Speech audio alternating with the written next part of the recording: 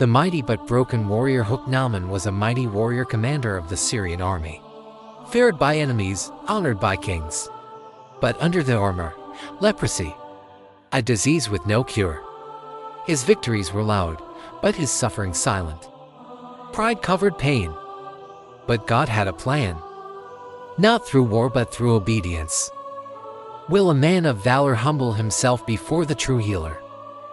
This is the story of how Naaman's healing began, not with power but with surrender. Stay until the end, because obedience to God is the key to wholeness. A girl with greater faith in Naaman's house lived, a young Israelite girl captured in war, now a servant. She had no power, no voice. But she had faith.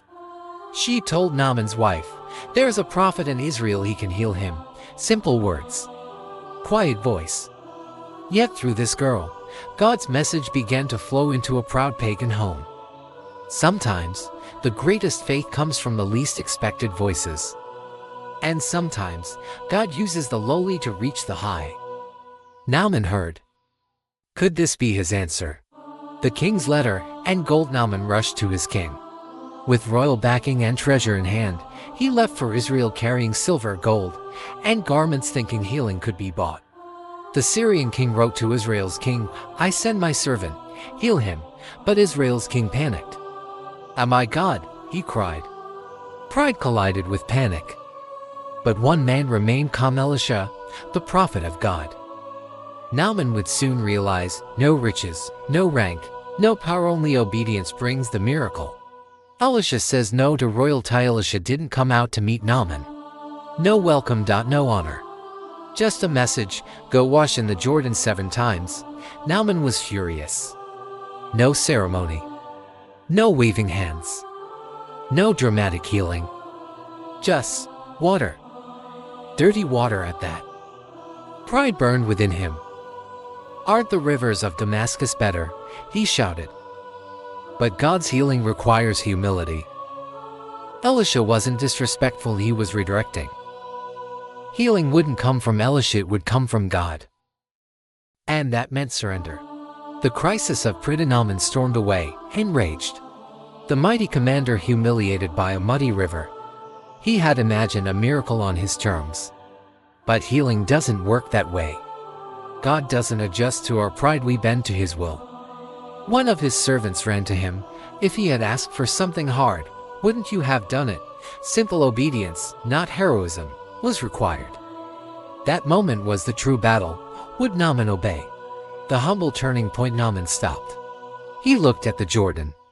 Still brown. Still muddy. But something was different. His heart was softening. He took off his armor. Layer by layer, pride was stripped. The mighty general stepped into the river as a desperate man. 1 dip, 2, 3, the leprosy still clung to him. But obedience had begun. God wasn't healing just skin, he was healing the heart. The 7th dip 6 times, Naaman submerged in the Jordan, nothing.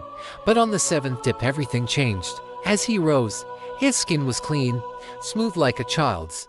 Not just healed, transformed. The same river he despised became the place of God's mercy. Naaman, the leper, was now whole. Obedience did what power and money couldn't. Miracles aren't magic, they're God's response to faith and submission. A new believer is born. Naaman ran back to Elisha, his heart overflowing. This time, not as a proud warrior but as a humbled man. "Now I know there's no God in all the earth except in Israel," he declared. This wasn't just a skin healing, it was a soul awakening. Naaman believed in the living God, not because of theology, but because of a personal miracle born of obedience. The gift refused. Naaman offered Elisha gifts, silver, gold, and garments, but Elisha refused. "I will take nothing," he said. Why? Because God's power is not for sale. Healing is grace, not transaction. Elisha wanted Naaman to understand, God heals out of mercy, not merit. This wasn't about prophets getting rich, it was about nations learning who the true God is. Naaman's strange request. Naaman made a strange request. "Let me take 2 mule loads of soil from Israel." Why? He wanted to build an altar on holy ground in Syria. He had met the true God and didn't want to forget. Though he returned to a pagan land, His heart now bowed to the one true God. Faith transforms geography because now God would be worshipped even in Aram.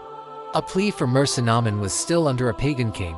He said to Elisha, "When I bow in the temple of Rimmon with my master, may the Lord forgive me." This was not compromise, it was honesty. He wanted to live his new faith faithfully.